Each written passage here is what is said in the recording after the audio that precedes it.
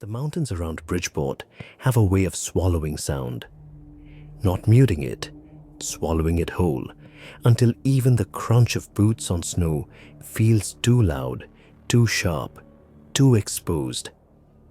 That was the first thing the Marines noticed when they arrived for cold weather training. No wind, no echo, no birds.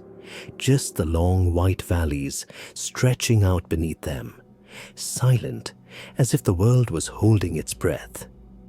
Their instructor joked about it. "Congratulations, gentlemen. You've reached the part of California that even California forgot." But the joke didn't land.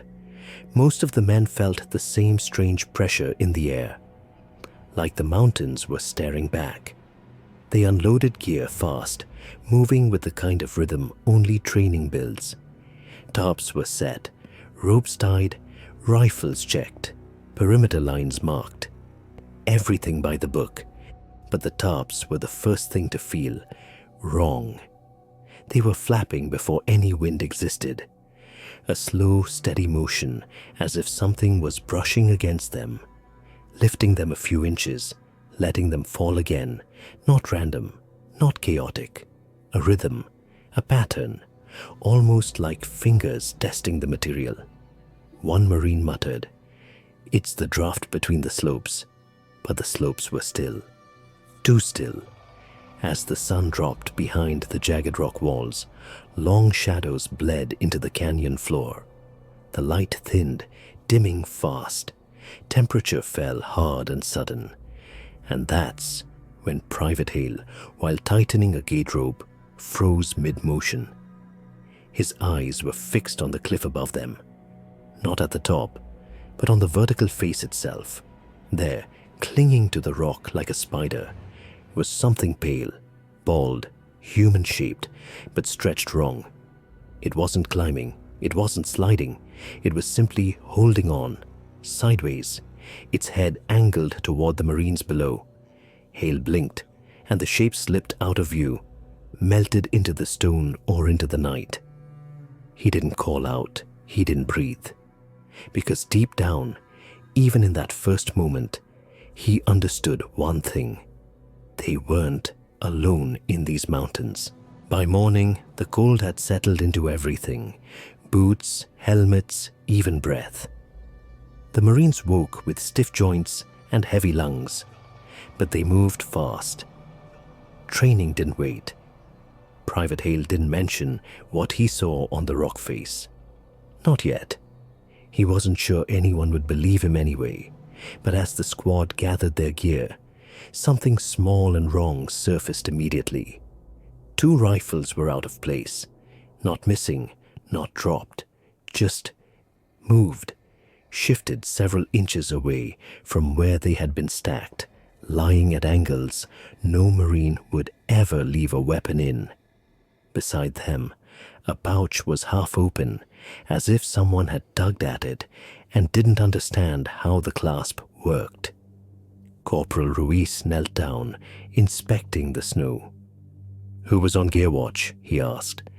No one answered, because everyone knew the positions from last night, and none of them covered this spot.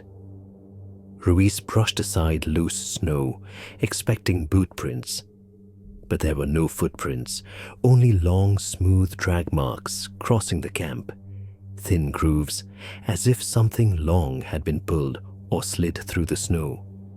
The pattern ended abruptly near the rock wall. "Mountain lion," someone suggested. But mountain lions leave prints, and they don't handle rifles. Nearby, one of the tarps had been folded, not neatly, not messily, but strangely, like someone had watched the Marines pack gear the previous evening and tried to copy the motion without fully understanding it. "A bad joke," someone said. Another blamed the wind. A third shrugged it off. But there was an edge in their voices, a tightness none of them wanted to admit. Even in daylight, the mountains felt wrong. Too quiet, too alert. And the Marines could no longer shake the feeling that something had moved through their camp while they slept. Something curious. Something studying them. Night training always changes the tone of a place. Lights go off, radios dim, and suddenly the world feels twice as large and twice as empty. By the third night, the Bridgeport Mountains felt like an entirely different planet. The squad moved in staggered formations across the frozen ground, practicing silent advance and defensive setups. Snow cracked softly under their boots, and their breath drifted into the dark like small ghosts. Everything was routine until the tapping started. At first it was faint, a single sharp tick against stone, then another and another, not random, not wind-driven rockfall. A precise rhythm, almost like someone knocking with bare knuckles or claws. Everyone froze. "Hold position," Sergeant Monroe whispered. The tapping echoed across the rock face, climbing in speed, then stopping abruptly, as if the source sensed it was being listened to. Monroe ordered a watch rotation for the rest of the night. 2 Marines stayed back with night vision, while the others continued the training lane. Hours passed quietly, too quietly. Then a whisper crackled through the radio. "Monroe, you need to see this." The squad regrouped, circling around the 2 Marines watching the cliff. Through the night vision, something pale drifted across the vertical wall, not climbing up or down, but moving sideways, hugging the rock like its body was hinged in the wrong places. It was fast, silent. Its limbs stretched farther than they should. No human could move like that. No animal here did. Hale's voice broke the silence. "That's what I saw the first night." No one responded. No one breathed. Because the truth settled in heavier than the cold. They weren't imagining things. Something was out there, and it wasn't natural. Latrine duty is never fun, but in the mountains at night, it feels like punishment. The cold hits harder, the dark feels thicker, and every sound seems closer than it should be. Private Dawson had drawn the short straw that night. He stepped a little away from camp, headlamp low, rifle slung, trying to get the job done quickly. The air felt heavier than usual, like the darkness had weight.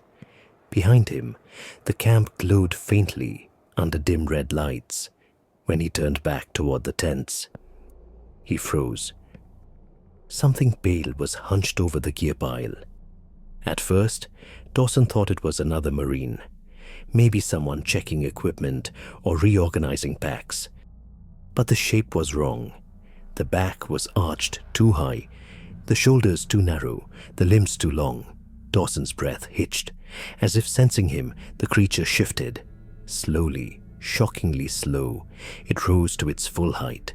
Tall, thin, every limb stretched, longer than human proportions allowed. Skin smooth, hairless, almost shining in the cold moonlight. It didn't run. It didn't panic. Instead, it tried to mimic him.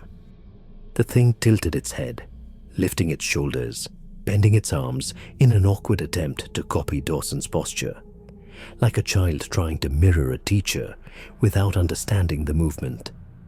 That was worse than aggression. It meant intelligence. Dawson stumbled back, slipping on the snow. "Contact! Contact!" he screamed. The entire squad erupted.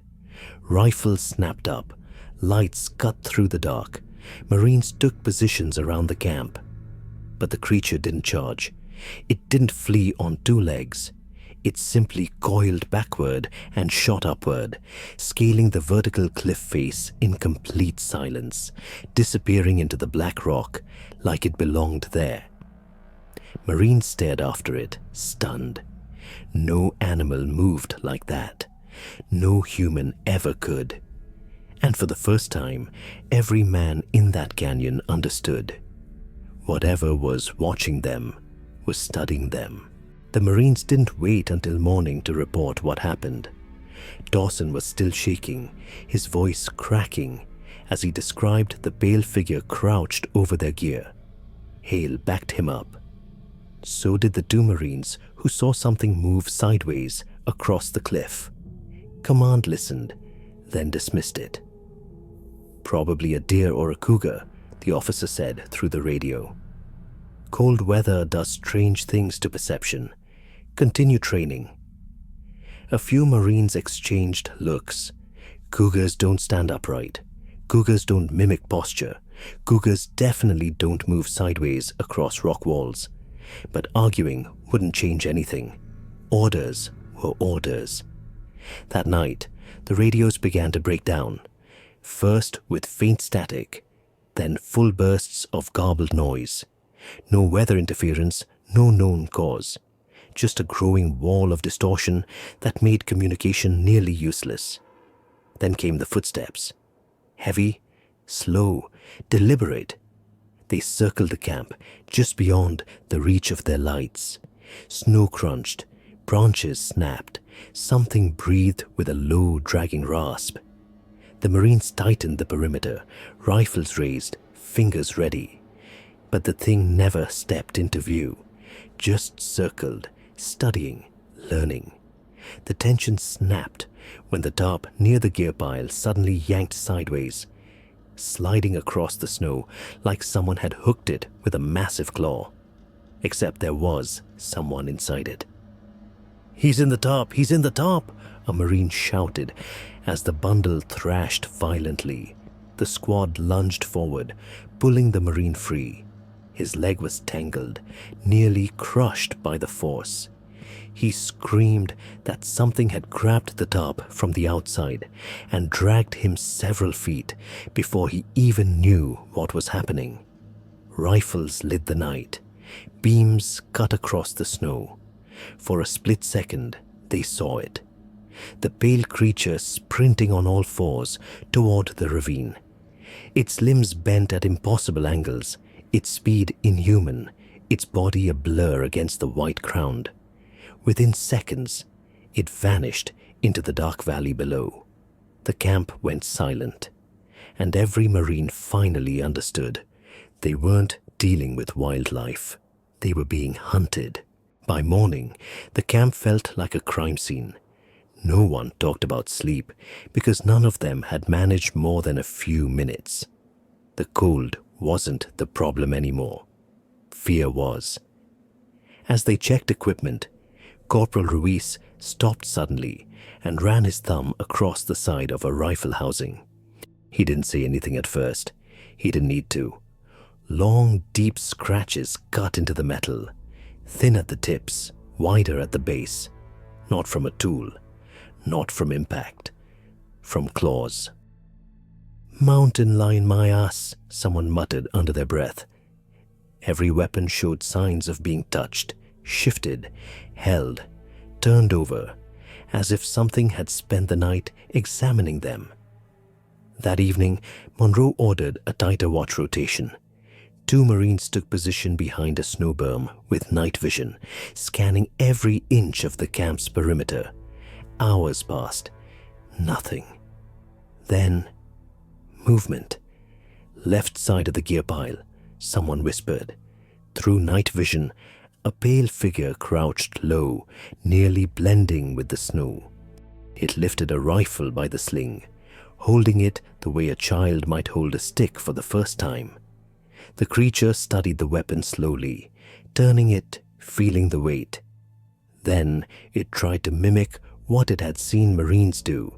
It pulled at the sling, shifted the stock, tapped the chamber. Clumsy motions, wrong angles, wrong pressure. Like it understood the idea of loading, but not the mechanics. The Marines watching felt their stomach turn as the creature paused, then slowly lifted its head toward them. Even from a distance, they felt the weight of its stare. It opened its long fingers, let the rifle fall gently to the snow, not out of fear, but like bait. Before anyone could react, The creature coiled its limbs and shot straight up the nearest rock wall, climbing vertically like gravity didn't matter. It vanished into the dark, leaving the Marines with one truth. It wasn't just hunting them. It was learning them. By the seventh night, nobody pretended this was normal training anymore. Sergeant Monroe made the call. "We hold the high ridge tonight. Defensive positions, no one moves alone." The Marines formed a semicircle along the snowy rise overlooking camp. Rifles rested against shoulders. Eyes scanned every dark gap between trees and rock. Breath fogged into the cold air like smoke signals, and the mountains watched back. At first, they heard nothing. Then, footsteps, soft, careful, measured. The creature wasn't charging, it was circling. Every few minutes, the sound shifted position, left, right, behind, above, never lingering long enough for a clear shot. It was mapping them, testing them. Then the stones came, a small one at first, tossed lightly to their flank. Another hit a tree, making a crisp crack. A third landed so close to Ruiz's boot, he felt the vibration. Not random throws. Each one landed at an angle that forced the Marines to reposition, exposing new blind spots. It was manipulating their formation, pushing, pulling, guiding like a shepherd with a flock. "Jesus, it's probing us," Hale whispered. A whistle cut through the night. Short, sharp, perfect cadence, identical to Monroe's call signal. Every Marine stiffened. Then a voice echoed from the dark. "Hold position," it said. Monroe's exact tone, exact pitch, exact rhythm, except Monroe hadn't spoken. Some of the younger Marines panicked, spinning in the wrong direction. Others froze, unsure who to trust. The line broke, tension snapping like overstretched cord. Then came the worst part. A voice behind Ruiz, impossibly close, whispered his own name. In his voice, he whipped around, rifle raised, but there was no one there. Just snow, shadows, and the echo of something that should not exist. Monroe finally said the words no Marine wants to hear. "We're not dealing with an animal. This is a hunt, and we're the targets." The ridge fell silent. Even the mountains seemed to agree. The fog rolled in before midnight, not drifting in slowly like normal mountain weather, but sweeping across the canyon all at once, swallowing the ridge, the camp, the sky. A suffocating, unnatural wall of white that reduced visibility to a few feet. Fog wasn't in the forecast, Monroe whispered, but everyone knew this wasn't weather. This was cover. The Marines tightened their formation, rifles raised, nervous fingers hovering over triggers. Their own breaths bounced back at them in the thick haze, making it impossible to tell where anything was coming from. Then Hale stiffened. Something warm was behind him, close, closer than any human should ever be. Without making a sound, he didn't turn. He couldn't. He only felt the breath on the back of his neck. A wheeze, wet, cracked, like air being dragged through broken bone. "Hale, status?" Ruiz whispered. Hale couldn't answer. He felt the thing's presence towering over him, its weight pressing into the fog, its limbs shifting with slow, deliberate intent. When he finally forced himself to turn, the creature stood inches behind him, tall, pale, limbs hanging loosely, like they were too long for its body. No sound, no expression, just watching him with a head tilted to an impossible angle, studying his fear the way it studied their rifles. "Contact! Back left!" Hale screamed. The ridge exploded with warning shots. Muzzle flashes tore through the fog like lightning. Echoes bounced off the cliffs. The creature didn't flinch, didn't react. It simply turned its head toward the gunfire, curious rather than afraid. Then It stepped backward, not walked, not ran. It dissolved. The fog swallowed its shape completely, leaving only the fading echo of that awful, bone-dragging breath. Monroe to command. Immediate evac requested. The sergeant barked into the radio. Unknown threat in contact. This is not training. Repeat, we need extraction at first light. Static crackled, then a clipped reply. Copy. Extraction confirmed. Hold position. Hold position. As if anyone could hold anything after seeing that. The Marines formed a tight circle and waited, knowing they weren't getting another quiet night. Something out there wanted them gone, or wanted them dead. Dawn came slow, as if the sun itself feared rising over those mountains. The fog thinned just enough for the Marines to see a few yards ahead, revealing their camp. Half buried, half destroyed, eerily silent. Monroe didn't give a speech. He didn't need to. Back up. Move. No one questioned it. They shoved gear into rucks, rolled frozen tarps, slung rifles over their shoulders. Every sound, a zipper closing, a buckle snapping, a boot hitting ice, echoed unnaturally loud in the cold morning air. The descent was fast. Too fast for standard safety protocol. But every Marine knew the same truth. Staying longer meant giving that thing another chance. As they moved down the slope, Hale suddenly stopped. "Don't move," he whispered.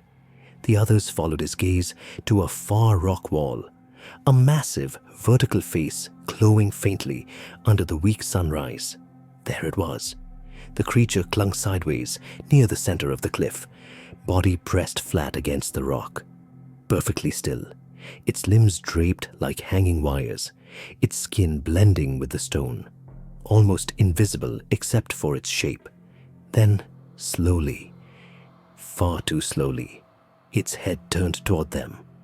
Not a normal turn, a bending, stretching tilt that went past human limits, an angle that made several Marines recoil instinctively. It didn't climb, it didn't chase, it only watched.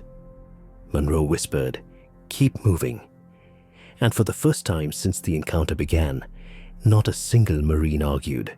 They descended the ridge in silence until the extraction vehicles came into view. Engines warm, doors open, waiting. No one looked back, because every man there understood. Whatever that thing was, the mountains belonged to it. There are places in this world where training manuals mean nothing, where the terrain writes its own rules, and the silence teaches lessons no instructor ever could. Bridgeport's mountains are one of those places. Marines go there to sharpen their skills, to harden their bodies, to prepare for enemies they understand. But nothing prepares you for an enemy that watches, learns, and chooses its moment. Nothing prepares you for something that moves like shadow and bone, something that mimics your posture, your calls, even your voice. Nothing prepares you for a presence that feels older than the forest, older than the cliffs, older than anything walking on two legs. After extraction, the incident was never logged. No official report, no inquiry, just a quiet note filed away as wildlife interference. But the Marines who were there remember. Not because they want to, but because the mountains won't let them forget. And sometimes, late at night, they say the same line. Some say the mountains watch you. A pause, a breath, a memory none of them can shake. Others swear something else does. Whatever lived on that rock face is still out there, still watching, still waiting, because mountains don't keep secrets. Creatures do.